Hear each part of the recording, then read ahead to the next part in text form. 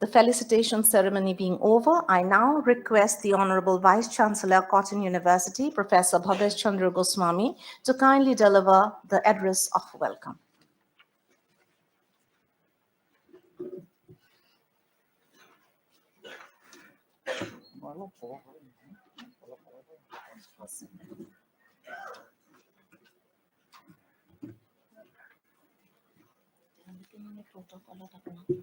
Okay. I, on behalf of Cotton University and whole Northeast India, I welcome all the delegates of this National Council of Teacher Education who have come all the way from Delhi, and also other faculty members, vice chancellors, principals, and academicians, staff and colleague of Cotton University, and my dear student friends. So I'm really thankful to the NCT for organizing this workshop, more or less in this fine morning today at Cotton University. So I think straight away, I think it has already been told that out of this new education policy 2020, there are two clauses, 5.20, which is on professional standards of teachers, and 1511, which is on national mentoring system. So I'm really, these are the main thing which will be the backbone of our new education policy. So reading the policy document covering various aspects related to teachers, it is clear that this NPST means for both formal and informal pre-service teacher education programs by higher educational institutions, as well as in-service continuous professional development. Further, NPST is also to be an important tool for career management of teachers in terms of recruitment, compensation, promotion, and recognition. Thus, NPST would have dual usage, pre-service as well as in-service. What exactly this NPST would consist of? When examines what an organizational expects from an employee, one finds three aspects. First aspect, personal attributes such as integrity, commitment, responsibility, cooperation, positive relationship with co-workers, etc. And role-related competencies such as teaching skills, planning skills, deep knowledge on the subject, and thirdly, role performance, which would also include the conduct, quantity and quality of teaching, research, innovators in any aspect of education, punctuality, cooperation, and teamwork may thus become parts of the appraisal of the role performance. Irrespective of the details included in PST, the real issue would be measurement. As is always, measurement is a very tricky affair in the behavioral fields, and there is no one way of doing it. So therefore, we have to be a little bit careful in this aspect.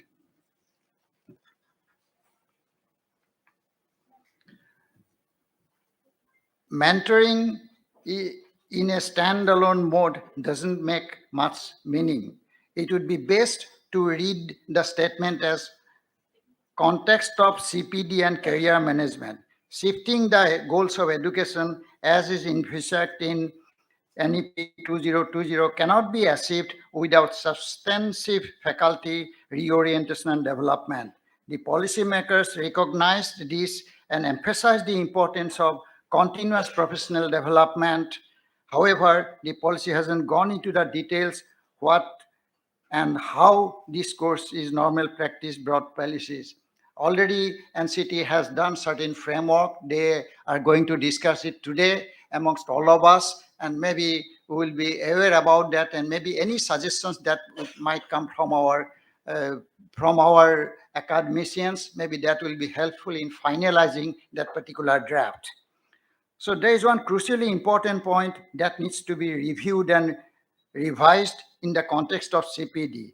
NEP 2020 reveals the underlying thinking of policymakers when it mentions of every teacher. In case of school teachers, undergo at least 50 hours of online OPD, even in school principals have to do so. So therefore, probably all of us, we know this sort of trainings, even in academic staff college and others, actually, sometimes if we think very critically, the result is not very encouraging. So we have to be very careful about that. I hope the planners will do in such a way that actually it will serve the purpose. Therefore, one thing probably to my mind, we have to shift from focus on teaching or training to learning. So that will have to be our focus. So what do we mean by this? I mean that CPD should move away from prescribing and organizing a number of training programs or courses, either offline or online. Instead, focus on self-initiated, managed learning activities by the faculty members, but within an organizationally established formal system with the agencies supporting them with the necessary learning resources. What it means that instead of providing the training modules or courses, a system demanding certain competencies and personal qualities of the faculty members has to be designed and put in place. They should focus on designing a learning management system with sound measurement of outcomes which may be linked to compensation and career progression.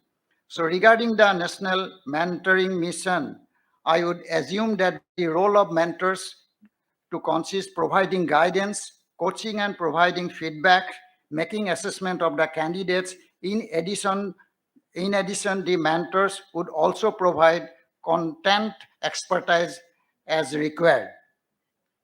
To sum up, the suggestion here is that a badly needed shift from teaching or training to learning be urgently made. The CPD would then be basically a self-initiated, institutionally organized and monitored system. Mentoring would be something like oil to make a machine work. Guidance, counseling, monitoring, coaching, and finally assessing would be performed by mentors to make this system work. So I, on behalf of this Centurial Institute, our products have helped in the last more or less 120 years on the primary education, secondary education, higher education in whole of Northeast in all the provinces. So Therefore, in the coming years also, in this particular endeavor also, this particular institute will be very happy to collaborate in any sort of teaching this sort of program, including suppose the 4-year undergraduate program for B.Ed. I think that's what I think the aim of this institute is. And finally, I thank all of you for your patient hearing. I just gave my little bit thinking. I hope that will be useful in some way. So thank you very much and welcome to Cotton University. Thank you. Thank you so much, sir. In continuation with this welcome, I'm very pleased to state that we have amidst us today Professor B.N. Sharma, Vice Chancellor, Doni Polo University, Itanagar, Arunachal Pradesh. May we please welcome you with a gamosa, sir.